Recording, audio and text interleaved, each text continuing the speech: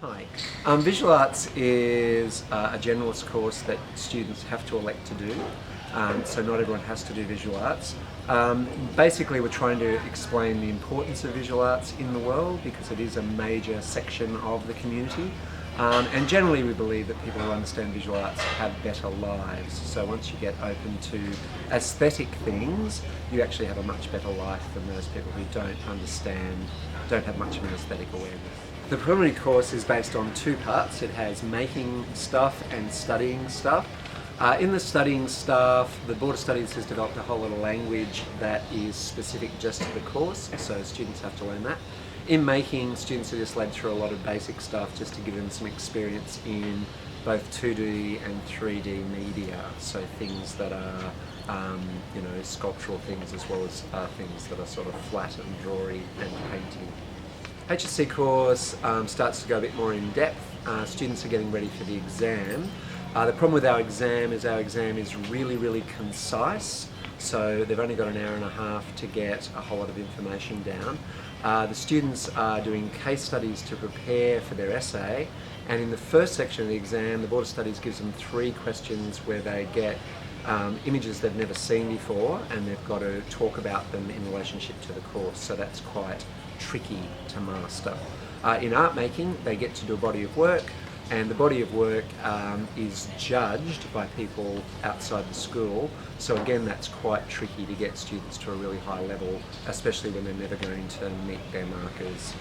The main problem with HSC is students need to be consistent, so they need to work across the 4 terms of the course, term 4, term 1, term 2, term 3, but then also because they finish in major worky, body of worky things, they need to also reach a pretty high standard with that. So the problem is to work consistently while really managing those major projects, and if students have more than one major project, like with drama or society and culture, people, whatever, that becomes a big overlap in workload.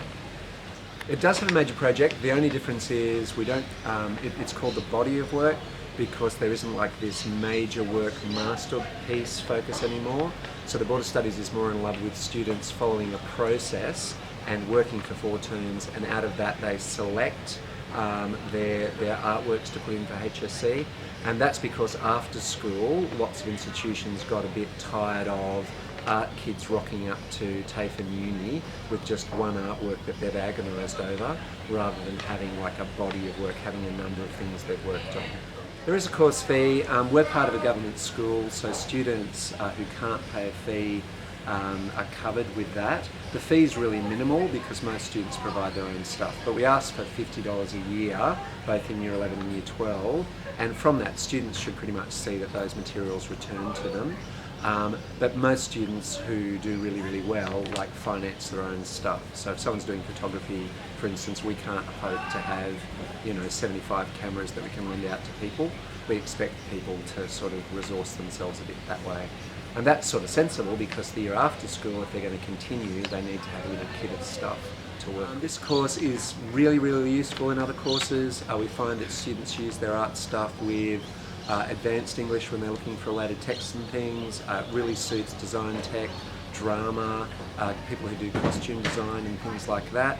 And again, we're back to the idea that I think that students who become more aware and get involved in it, learning about aesthetics, generally have a better understanding of things happening. But we find lots of students who are involved in other higher levels of courses in the humanities. Visual arts really helps them with their study of history, those sorts of things. After school go lots of different ways. What's happening now is most of the traditional jobs are changing now that we're getting to an increasingly computer world. Basically the concept of working with design and being creative industries, that's becoming a big area. Lots of our students who stay with creative arts areas end up in areas like filmmaking and design and set design, costume design, like things to do with the movies generally, directing, those sorts of things. We do have fine artists. We do have students who've gone on and made a career out of fine arts.